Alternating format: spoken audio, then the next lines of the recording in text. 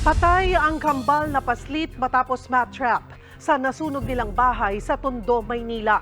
Yan at iba pa sa report ni Ian Suyu. Bangkay ang kambal na 5 taong gulang na babae na ito nang ilabas sa kanilang nasunog na bahay sa Yangko Street, Gagalangin, Tondo, Maynila noong Miyerkules. Ang kanilang kasambahay napaiyak na lang sa sinapit ng kanyang mga alaga. Sinubukan ko silang kunin kaso yung apoy nandun sa harap ng bed. Hindi ko sila malapitan. Kwento niya, pinatulog daw ng kasama niyang kasambahay ang 2 bata sa kwarto sa ikalawang palapag ng bahay at saka umalis. Laking gulat na lang daw niya nang biglang tinawag siya ng mga bata at pag-akyat niya may sunog na. Naligo ako mga 25 minutes po siguro. Maya-maya na may narinig ako, Ate Jackie. Umakyat ako sa taas. Pagka-akyat ko, nakita ko lumiliyab na yung foam sa floor. Then yung foam sa double deck, nandun yung 2 bata. Lumiliyab na rin yung sa harapan.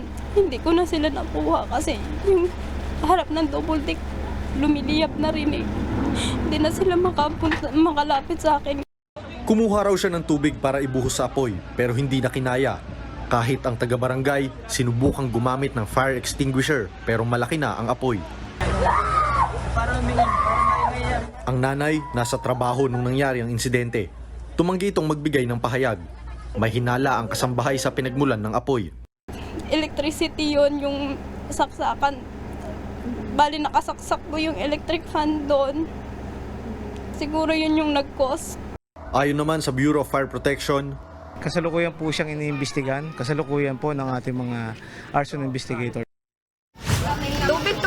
Mahina ba? tulong-tulong ang mga residente sa pag-apula sa nasusunog na hardware sa Palar Village, Barangay Pinagsama sa Taguig kagabi. Paglagay ng tubig doon sa bumbero kasi naupusan din ng tubig kaya dyan na lang kami nagkuhan sa may kanal. Nakarinig rin umano sila ng putukan habang nagkakasunog sa establishmento.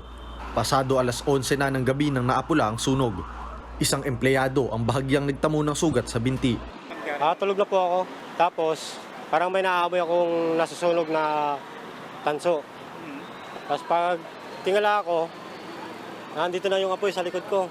Nakatulong ang pader roon para hindi kumalat ang sunog sa katabing mga bahay. Iniimbestigahan pa ang mitya ng sunog. Naggiinom ang mga lalaking ito sa kubol sa tabi ng Riles sa Tondo, Maynila nitong Miyerkules ng umaga. 2 sa kanila ang tumayo at naglakad. Maya-maya, bigla na lang pinagbabaril ng nakaitim ang nakaputi. Tumambay pa saglit ang suspect at kinausap ang mga kainuman saka naglakad paalis. Nilapitan lang ang biktima pagkalayo ng suspect. Ayon sa isa sa mga nagiinom, nakiupo sa tambayan nila ang suspect kaya naaya nilang tumagay. Wala naman daw pagtatalo sa pagitan ng suspect at biktima kaya ganun na lang ang gulat nila. Sumuko sana siya.